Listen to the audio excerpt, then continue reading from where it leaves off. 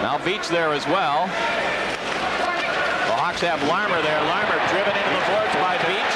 Get a guy from behind like that, a lot of times the referee will call boarding. Oh, here comes Veach. Veach and Sutter. Sutter went after Veach. Dwayne Sutter, a little bit more used to the fighting aspect of the game of Veach, took immediate advantage of that, but and Sutter also will probably get the extra 2 minutes for the aggressor. Not a smart play for him to take while his team's on the power play if Dennis Morrell calls it. We'll wait and see. It's no score. Detroit and Chicago.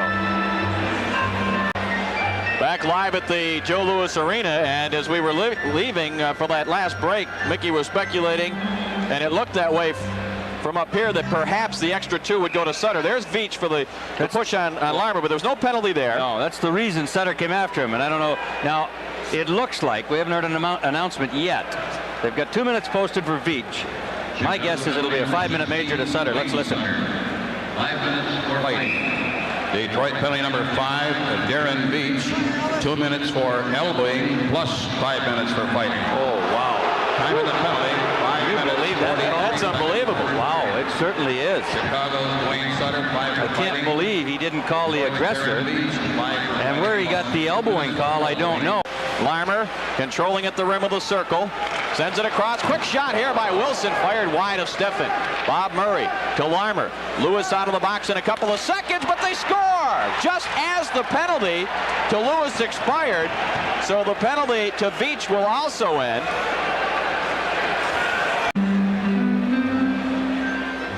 That is an amazing call that Morrell made on that exchange between Sutter and Veach. I don't understand it. Lead pass now for Stapleton. Mike Stapleton trying to get by Norwood. O'Connell took it off his stick. Lead pass now for Yzerman, trying to get between the defense. Yzerman coming in for the shot. He scores!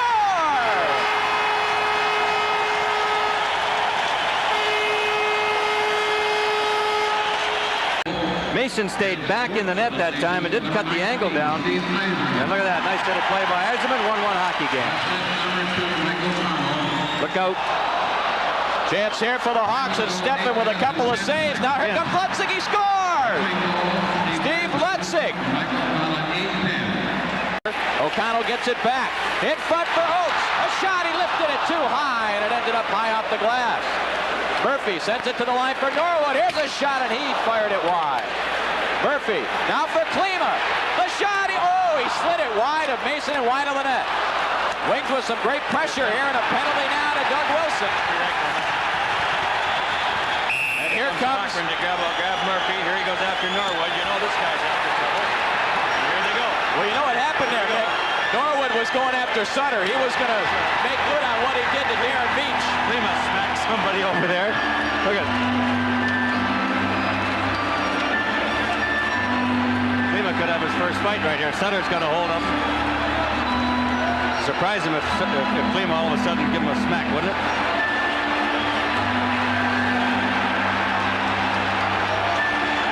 Look, Klima, you're not going to take anything. He's trying to grab a hold of Sutter by the neck as Norwood and Cochran are held apart down there. They're all paired off. I'll tell you one thing, Peter Klima may not be used to fighting, but he's a strong young man. Yeah, he is. Well, I'll tell you, Chicago basically here for the first 10 minutes or so is not taking it to Detroit, but I think they've been the leader in trying to make things happen, and Detroit's got to get more physical here at home at Joe Louis Arena. They do it on the road. I think they ought to make teams a little wary coming in here if they were more physical. The Norris division in the NHL is becoming the black and blue division, as all these teams beefing up with heavyweights. Minnesota has added a couple of tough guys. Basil McRae, who was with Detroit last year in Quebec, has gone to Minnesota. Terry Rostowski, a small guy but a very physical player, also in Minnesota. Andy Ristow, big tough guy with Buffalo, now in Minnesota. The Leafs added Secord, Semenko. Chicago's added Cochran. Ben Wilson with a comeback, and there's a look at how all that started. Penalty called originally on Dougie Wilson. Now there was Norwood going after Sutter. That was to make up for the Veach incident. Now he realizes Sutter is going to fight, so he stops. But here comes Cochran. So I think it was going to be a Red Wing penalty, then it would have been even, and I think it still should end up a Red Wing penalty, but I don't see anything up on the board. Ben Wilson plays it up the boards. Keith Brown slides it out center ice. Dwayne Sutter leaves it there for Noonan. Ryan Noonan across the line. Back for Sutter. He's behind Norwood for the shot. Steffen. The save, rebound, they score. Presley was right there. You know, Dave, the Hawks have got a couple of big tough guys. And they've also got a lot of players that are very, very physical. Guys like Sanipass and Vincelette, who like to play it tough, very much like the Red Wing Hockey Club. Little problem with one of the balloons here losing power. We have a failed balloon. Trying to head back to home base. So much for innovation. 18:22 remaining in the second period. The Wings trailing by a pair. Now, what if that thing just sits there and doesn't come down? No, there we go. Somebody's going to solve that in a hurry. We're early in the second period, and the Hawks leading 3-1. We'll be back in a moment.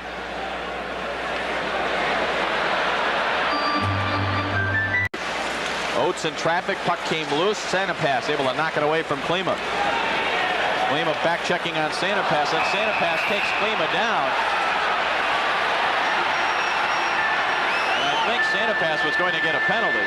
Klima was really hooking him and almost pulled him down, but then Sanipass took exception to it, and I think Morrell was going to call a penalty on Everett Sanipass, as the two of them, Klima and Sanipass, get separated out in the slot area in front of Steffen as the other 8 fellows kind of look at each other and threaten.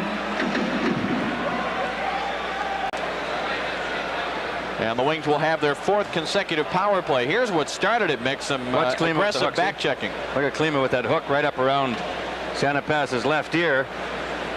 And that's the original penalty to number 7. And they both get 2 for that. Delorme waiting there. Drives it back in wide of the Chicago net. Then Wilson run into there by Burr. Here's a chance for Detroit, and Bridgman fanned on the backhander.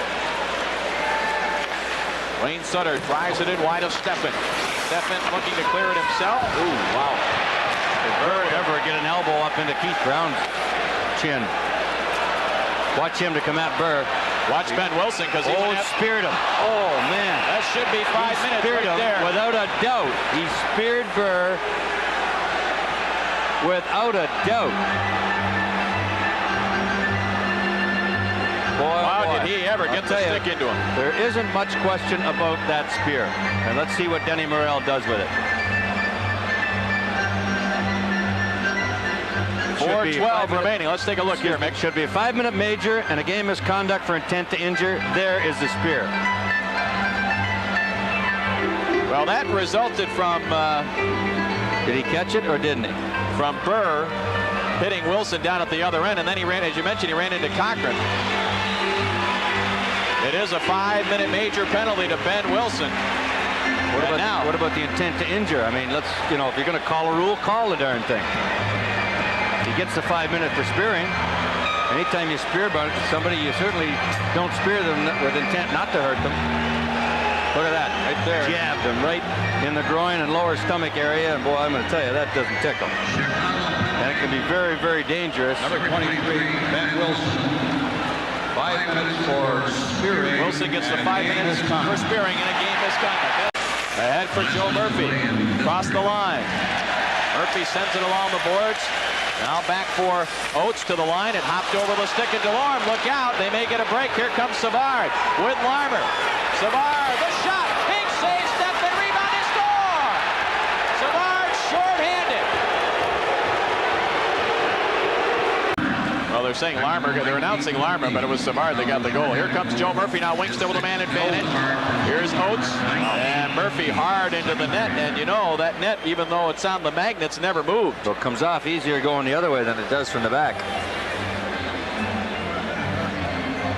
Savard's 2nd of the night and 4th of the season. Joe Murphy losing his balance, crashing into the side of the net.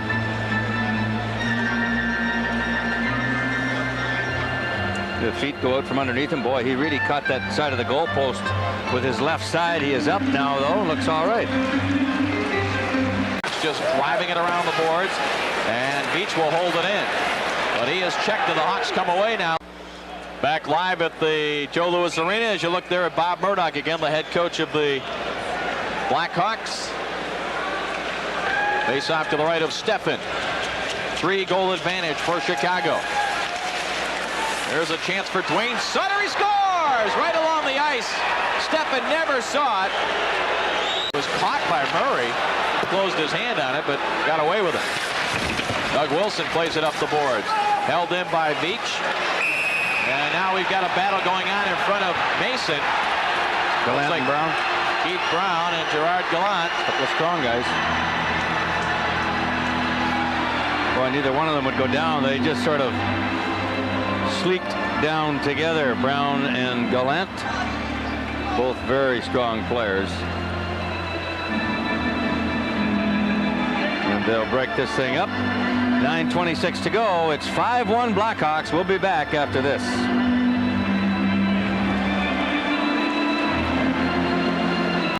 Take a look at the action here, Mick, from our low-angle camera. Big Dougie Wilson powering in behind. There's the two of them right there. They both just, I think they were chatting with one another before they dropped the gloves and decided to have a go at it. Brown gets 5 minutes for fighting. Gallant gets the extra 2. And 2 minutes for instigating. It's sort of a strange call, really, right there.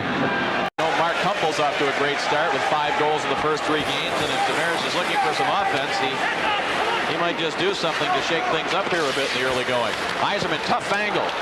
That puck bouncing off the pad of Mason, and Probert taking Doug Wilson down to the ice. Here comes Savard, and then Santa Probert. Now you see Probert just, he's looking to stir something up. It's late, but you know, nobody's really done anything like that all night long. You give Dougie Wilson a shot, and then Bobby Murray and Santa Pass comes in to kind of corral him.